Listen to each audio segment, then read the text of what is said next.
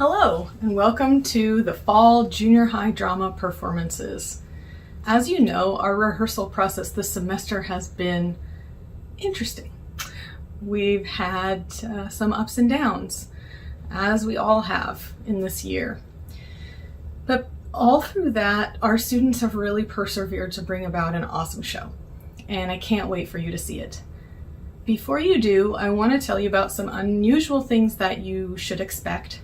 One of which is that students in both productions are wearing masks over their nose and mouth. That can make it a little bit harder to understand them, but I promise they've done their absolute best to make sure that they're telling the story well. Another thing that you'll notice in the Sixth Juror is that some of our actors are online students and they've filmed themselves from home. So we've inserted them into the video. You'll just have to use your imagination to pretend that they're right there in the courtroom with everybody else. They're all such good actors, and I can't wait for you to see these shows. So without further ado, enjoy the show.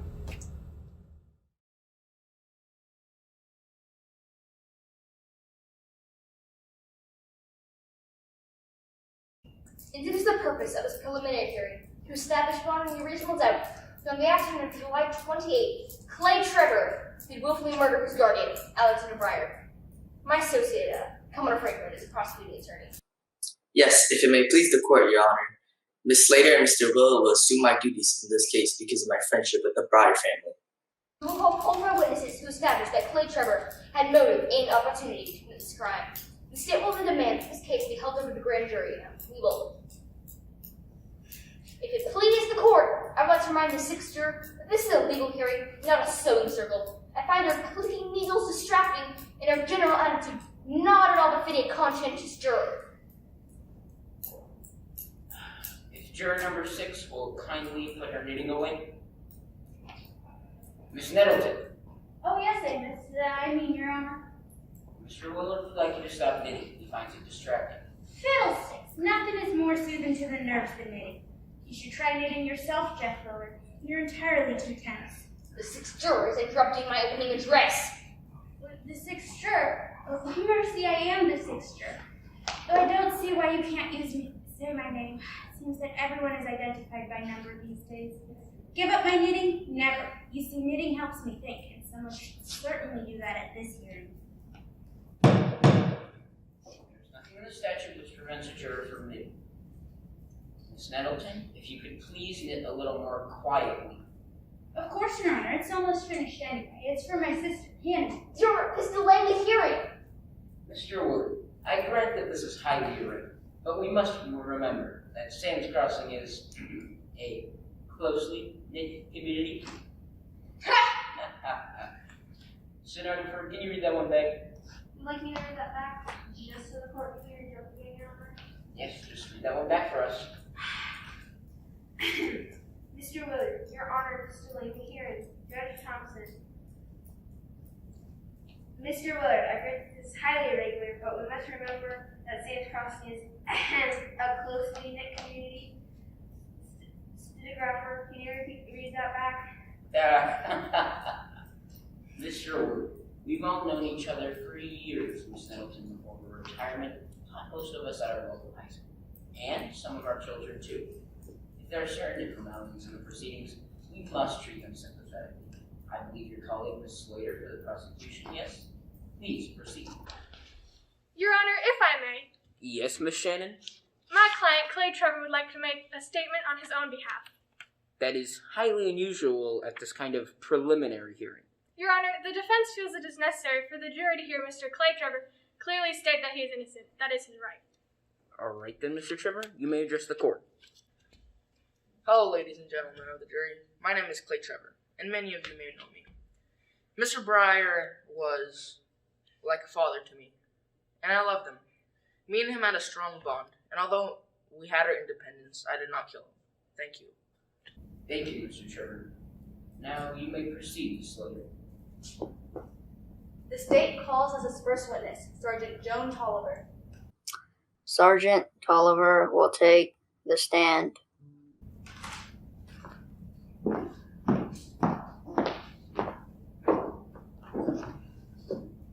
name, please.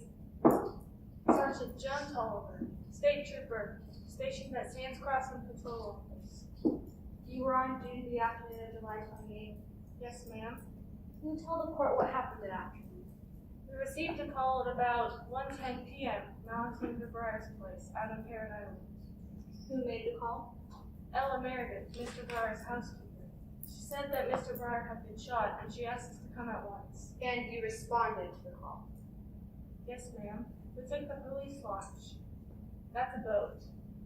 And we reached the island in about 15 minutes. For the record, can you tell us the exact location of Parrot Island? Poppycock! Everyone in these parts knows where Parrot Island is, Kate Slater. Why, you used to go swimming there when you skipped English class on Thursday afternoons.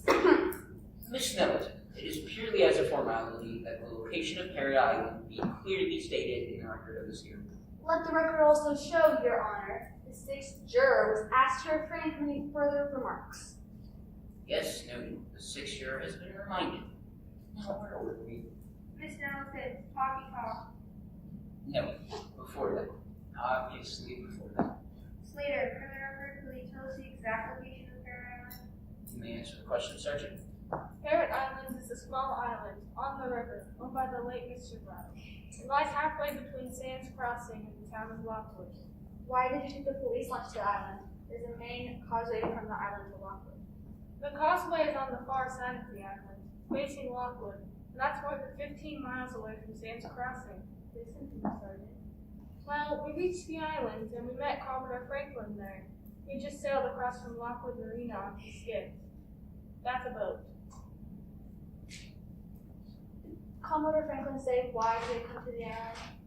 He said he had an appointment with Mr. Breyer. We moored our boats at the landing bank and went up immediately to the house. Of course, Commodore Franklin was alarmed to hear of the accident to Mr. Breyer and accompanied us. And what did you find at the Breyer house? The housekeeper, Mrs. Meredith, took us to the library, where we found the body of Alexander Breyer. He had been shot. There was a bullet wound in the chest. Did you conduct a search of the island and the house? Yes, ma'am, I searched the house myself. Did your search reveal anything unusual? I found a .38 revolver in one of the bedroom closets. It had been recently fired. Bailiff, if you would. Exhibit 1A, Your Honor. Exhibit 1A. What you found on the scene? Now, Sergeant, you said you found a gun in one of the bedrooms. Whose bedroom? Clay Trevor's bedroom. I have no further questions, Your Honor. Hey, Missy, Your Honor. There's a little question I'd like to ask. It is not unusual for a juror to seek clarification at a preliminary hearing. Does your question have a direct bearing on Sergeant Tolliver's testimony? Well, I certainly hope so. You know, I'm no criminologist, but there's something wrong here. Definitely wrong. If I were a murderer and wanted to dispose of the murder weapon in a hurry, and I had the entire great big river surrounding me, I'd never stash the gun in my own bedroom closet. It just doesn't make sense. But someone else might have hidden it there to throw suspicion on Clay. Why, Amanda, I believe you're right. That makes clear sense to me. Leave it to Mendel Nettleton to find a fly in the ointment. Oh, you're very kind, Mrs. Kitten. Oh, by the way, how did my home remedy work in your mother's lumbago? Right as rain, she even painted the barn yesterday. Silence in the court. There will be no further outbursts. Miss Nettleton, I believe you've made your point. Thank you, Your Honor. We call our second witness, Miss Alice Bedford.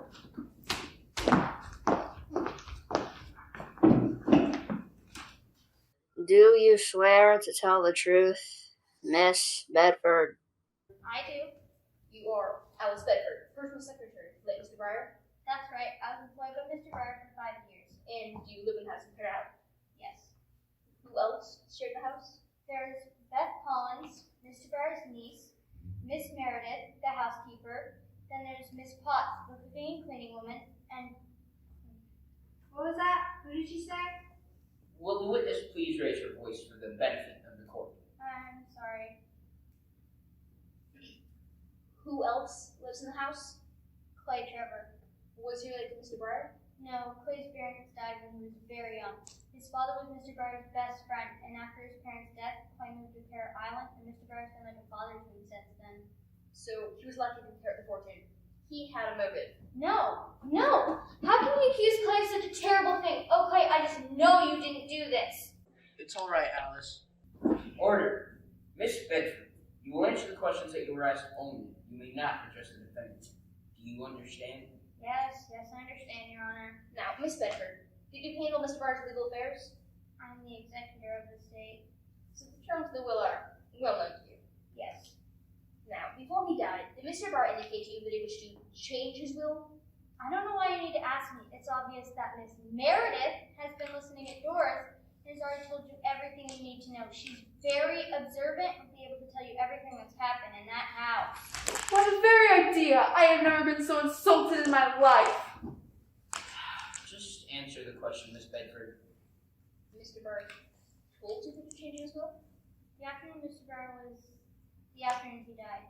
Okay. And who are the beneficiaries of this new will? Mr. Barr didn't live long enough to make a new will. That is very convenient for the current heirs. Now, remember, Miss Bedford, you're under oath. Who are the heirs to his present will? Mr. Barr's entire estate was divided equally among Beth Collins, his niece, Commodore Franklin, Mr. Barr's friend, and Clay Trevor. Is it possible that Mr. Barr planned to cut one of these beneficiaries out of the will?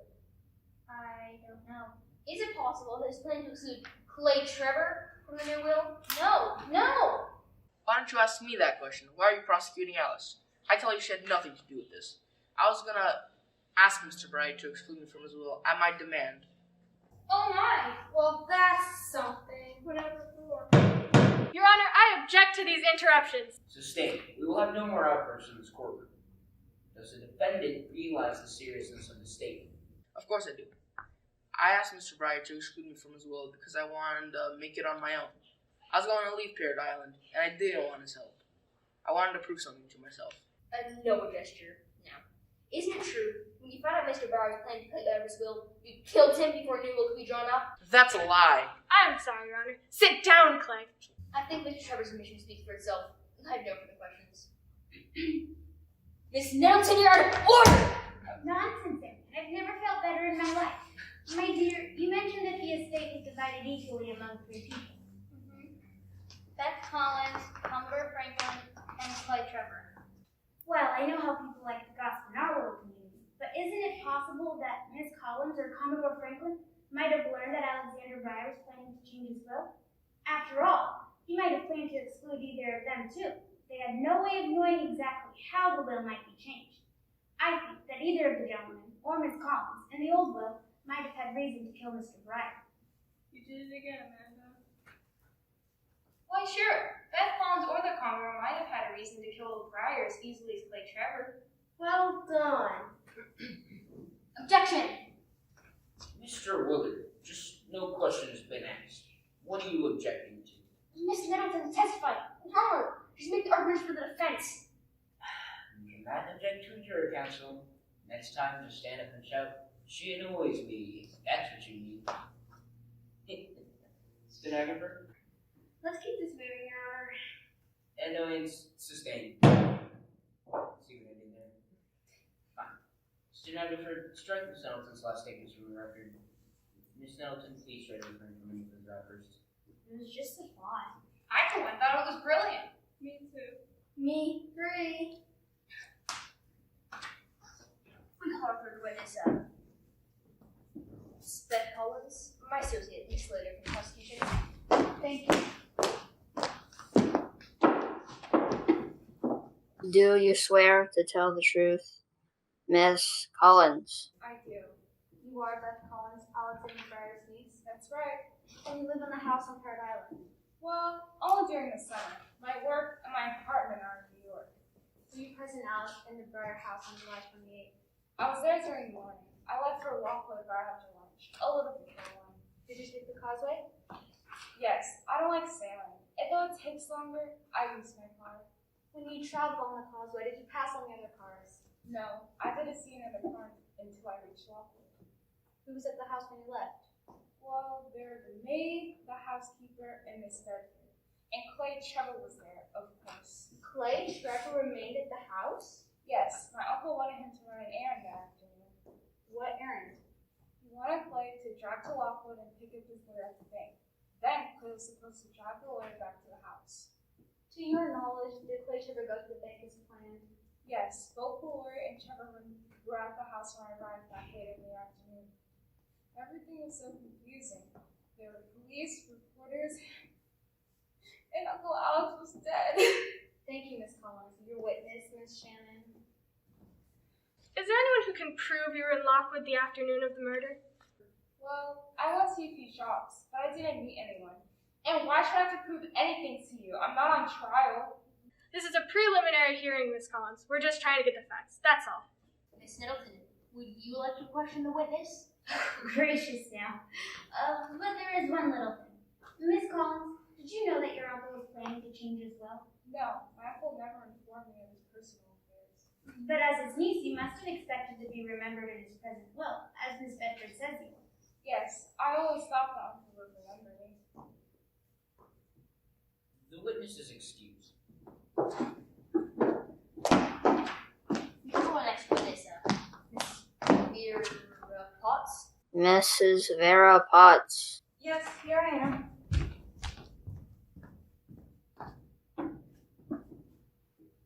Mrs. Vera Potts, do you swear to tell the truth? Of course. I do. You are Vera Potts. Mrs. Thomas Potts, if you please. Potsy, that was my husband, has gone to his reward. No, Potts, yeah. Miss Potts, you are employed as a maid cook at the home of late Alexander Briar. I am a professional domestic servant at Parrot Island. Do you recall the afternoon of July 28th? Oh, how could I ever forget? Oh, poor Mr. Briar. I don't know how that dreadful Clay Trevor could have done such a thing. Mrs. Potts, how can you say that? I object, Your Honor, and move to strike. That was clearly prejudicial. Objection sustained. The witness will not express her opinions or conclusions at this hearing. Can I strike that for Your Honor? Yes. Well, everyone knows what happened. Why, I saw him with my own eyes. What did you see? Tell us in your own words, please. Well, I was in the kitchen cleaning up after lunch. It was just 1 o'clock. How can you be so certain of the time? While I do the dishes, I always listen to my favorite daytime serials. I had just finished hearing Frida Face's life. Oh, poor Frida. She can't decide whether to marry the wealthy British nobleman or the handsome young captain from the Swiss Navy. Miss Potts, if you please. Well, I was only trying to set the time. Frida's program ends at 1, and I was waiting to hear the theme music for Valiant Valerie. You really should listen to Valiant Valerie. Miss Potts, will you please continue with your testimony? The theme music for Valiant Valerie had just begun when I saw him running across from the far side of the house, from the direction of the library down towards the boathouse. Who did you see? Why, Mr. Trevor, of course. Are you certain the man you saw was Mr. Trevor? I don't know why you keep asking me that. I told you I saw Mr. Trevor. Sergeant Caldwell testified that she received the call from Parrot Island at 1:10. That's just 10 minutes after Miss Potts saw Clay Trevor running from the library. I have no further questions. Your witness, Miss Shannon. Mrs. Potts, I am sure you are aware of the importance of your testimony. I know what I saw. Did the running man pass close to the kitchen window? Well, not exactly. You see, there is a terrace outside the window, and the man was running on the opposite side of the terrace. Your Honor, we have measured the distance from the boathouse terrace to the kitchen window. It's more than 350 feet. Well, I recognize Clay Trevor. Why, he was wearing that same green sweater he always wore around the house. In fact, Mrs. Potts, you're identifying a sweater rather than a man. Well, I saw it. Yes, I'm sure of that. Vera, when was the last time you had your eyes examined? Really, Miss Nettleton? We cannot tolerate these frequent interruptions. Well, I can't rightly say, Amanda, but my eyesight's as good as yours. Vera, what color is the sweater? Why, anyone would know that's a green sweater. Green? Did you hear that? I heard that all right. A green sweater? As green as they come. Vera, this is a blue sweater. Why, green would look positively horrible on Hannah's book. It wouldn't suit him at all. Your Honor, we have no further questions to ask this witness. Then we may step down, Mrs. Potts. We call upon a witness. Miss Meredith.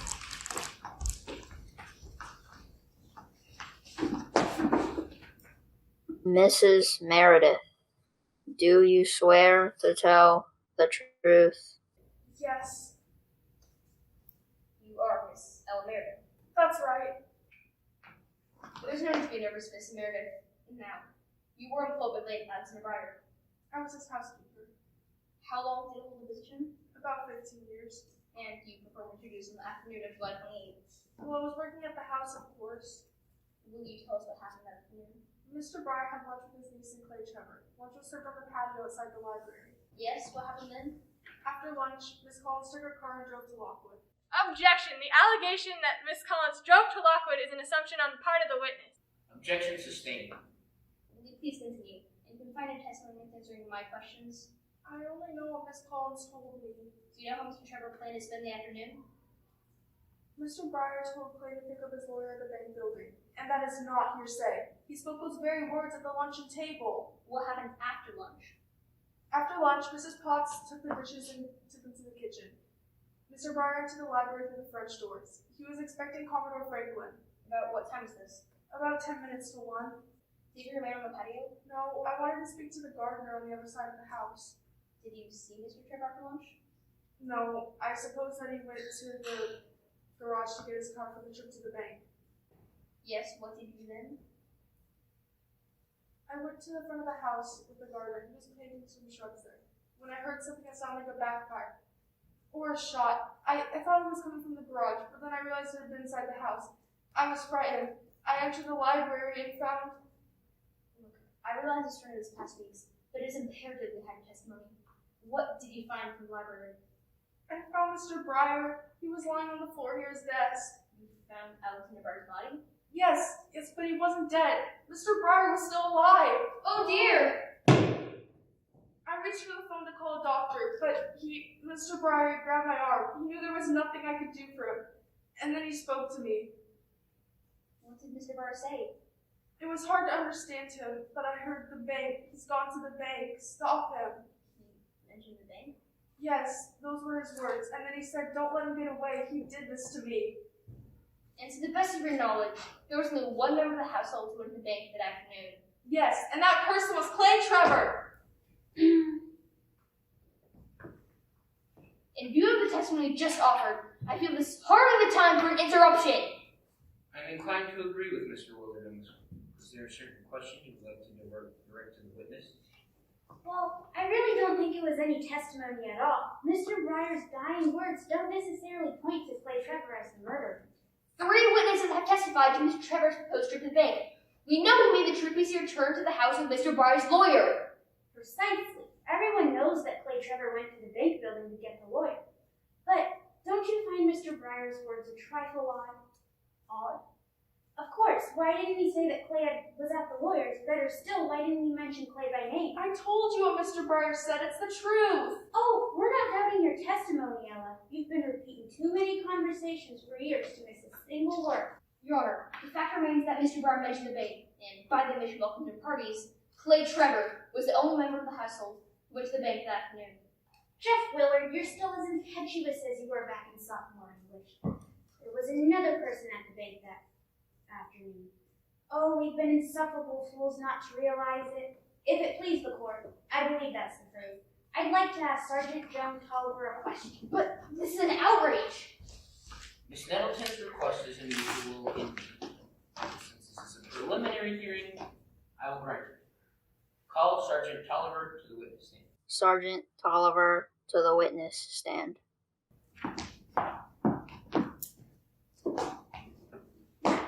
Joan, you mentioned that you went to Pear Island from Santa Crossing by boat, right? That's right, Miss Nettleton. And you said that you saw Commodore Franklin in his boat as you approached the island. We arrived at the same time. The Commodore came up to the house with us. And where did you leave the police launch, Joan? Well, we moored our launch with Commodore Franklin's boat at the bank. But I don't see the bank. Yes, Joan, the bank. Really, Your Honor, the English language can be so confusing at times. This is hardly the time for a lesson in grammar. You were never very good in grammar, Jack. You should have paid attention when we studied homonyms. You see, Your Honor, Joan Tolliver was there, and Commodore Franklin was there too, at the riverbank. Miss Nelton, I don't like your insinuation.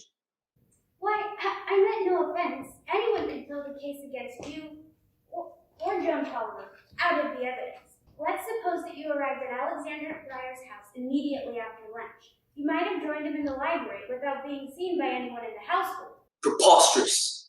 Not at all common. You might have learned that Mr. Breyer was planning to change his will. Is it possible that he was planning to exclude you out of the will and not Clay Trevor? I demand the immediate dismissal of this woman as a member of the jury. Why, I'm simply trying to show you how a case can be built against anyone. After you shot Alexander Breyer with Clay Trevor's gun, a gun that you knew was always kept in the library desk, you ran to Trevor's bedroom and planted the gun in his closet. You then left by the French doors in the terrace and rounded the house, where you were seen by Mrs. Potts. Remember, she identified a sweater, not a man. You returned to your boat moored at the bank. Ridiculous. You headed out into the bay, and when you saw the police launch approaching, you returned to the bank and joined Sergeant Tolliver. The sergeant thought you were just arriving at Caroline, but actually you were leaving. What were Mr. Breyer's final words? The bank. He's gone to the bank. Don't let him get away. He did this to me. Mr. Breyer's murderer escaped to the bank, and Mr. Breyer knew that you had arrived to Parrot Island by boat. I'm afraid, Caldwell, that Mr. Breyer's final words fit you very well. Well, I'll be. This is better than radio drama. It's like a detective novel. Say, there was an idea. Anyone know a good publisher? Joe, do you remember how the Commodore was dressed that afternoon? Well, I guess he was wearing casual clothes. Maybe a jacket? No, he was wearing a sweater, a blue sweater. Mrs. Potts identified a man in a green sweater, but we all know she's colorblind and sees blue as green. And it would be easy to call the marina where you moor your boat to find the exact time you sailed on the 28th. They keep a log of all arrivals and departures. Rubbish. It might prove that Commodore Franklin sailed much earlier than we imagined. It might prove that he had ample time to kill Mr. Breyer before the police arrived. I believe Amanda might be right. Yes, Commodore, you could have been the man I saw running toward the bank. He told me he was changing his will, cutting me out without a single penny. After all these years, I don't know. Somehow I had the gun in my hand. I knew where he kept it. I didn't mean to kill him. But then I had to get away. I ran upstairs, hid the gun in Trevor's closet, and ran back downstairs into the library again. Brian kept staring at me as I crossed the room. I think he called my name. He knew I was heading for my boat at the bank. Yes, I killed him. Bailiff, take the Commodore into custody. This hearing is closed. Mr. Trevor, the charges against you are dropped. Oh, Clay, I just knew they were wrong to suspect you. Amanda, you're simply the limit. She probably suspected Franklin all the time. Oh, it was nothing. It just goes to show you that you're never too old to learn new things. Isn't that right, Jeff Willard? Yes, Miss Middleton.